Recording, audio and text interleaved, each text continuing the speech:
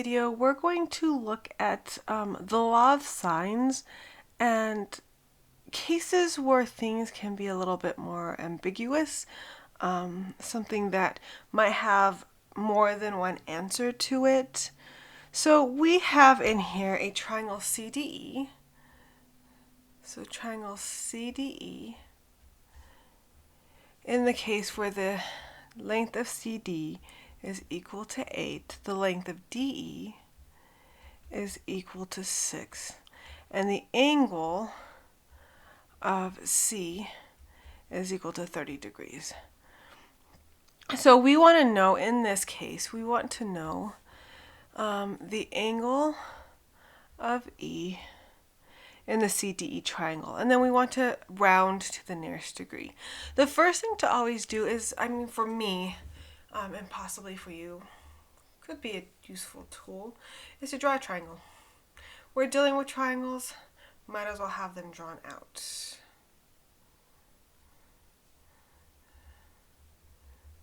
Just a little, I'm looking for this little circle right there because that allowed me to just kind of pivot on that. So here's my triangle, just to get a visual of what we're looking at here. Alright, so C to D, so I need an ABCD, or C, D, E, which means the opposite side is C, the opposite side is D, the opposite side is E. Alright, so the length from C to D is 8. And the length from D to E is 6. The angle C here is 30. Alright, because we know one side of the angle and the opposite side, we can use the law of sines to find the second angle. So I think, because we know this E, so I think I'm going to look for angle E. So I know that sine of C divided by little c is going to equal sine of E divided by little e.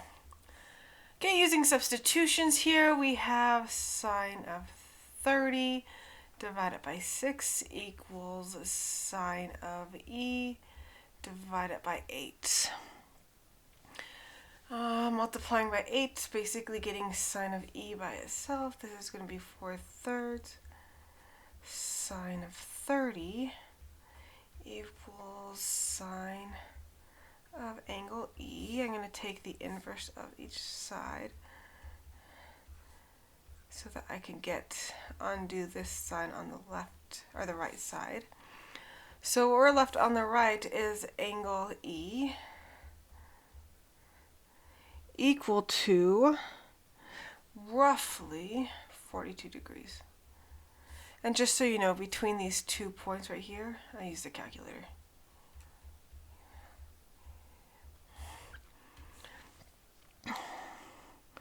Alright, so we now can say that I have an angle here of 42, and then remember 180 minus 30 minus 42 is going to be 108. So there we go, we have that angle. But here's the thing. Sine in two different angles. So if you remember the unit circle, and we're back to the unit circle because all of these do point back to that coordinate plane. Trigonometry kind of goes back to that coordinate plane. Get that in the middle so I could pivot right on there. Starting to learn these tools a lot better. Sine is positive here, and sine is also positive in this quadrant. You could also have the sine of 42 here, and that's going to be a positive sine of 42, and then that produces a different type of triangle. So using the unit circle, you can see that the angle with a measure of 138, so this angle right here of 138, has the same sine value. So sine of 138 has the same sine value of 32. So the angles in the triangle could also measure, this angle could also measure, let's see, I'm going to use this, do I like this orange? Yeah, I like that orange. 30, 138, and 42.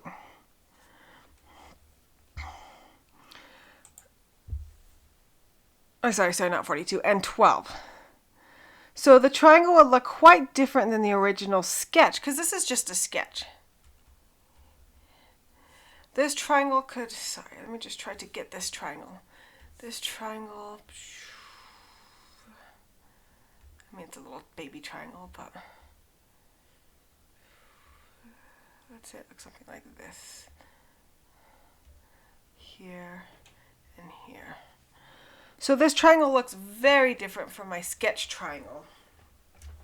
But this triangle is valid for the angles that were given. So there are two possible triangles for this, and there's two possible angles for E. First angle for E would be that 42 degrees, and the second angle for E would be the 138 degrees. All right. And that's just because sine is positive in two different quadrants, which means that sine of 42 would have the same value. Sine of 42 also equals sine of 138. Try it out. Put it in your calculator. You'll see that they're the exact same values. All right, and because we got the sine of 42 here, this could, and again, sine of 42 equals the same as sine of 138. We're going to have to look at 138 as well for this problem. All right, guys, so this is the ambiguous. This is like, yeah, we could say this is 42, but again, sine in two different quadrants are the same. If I'm looking at even the unit circle, and I look at pi over 6, this is going to be square root of 3 over 3, and if I looked at it over here too, that's still a square root of 3 over 3, or 1/2. So there you go. So we are done with this example. If you guys have any questions, yes, this is ambiguous. This does kind of go into different scenarios, different ways that we could look at sine, different quadrants that we could use for sine, different parts of a triangle that sine is positive. But again, this has two different solutions because sine of 42 does equal sine of 138. So we got to look at those two ambiguous solutions. All right, guys, so I'll catch you in the next video where we see law of cosines.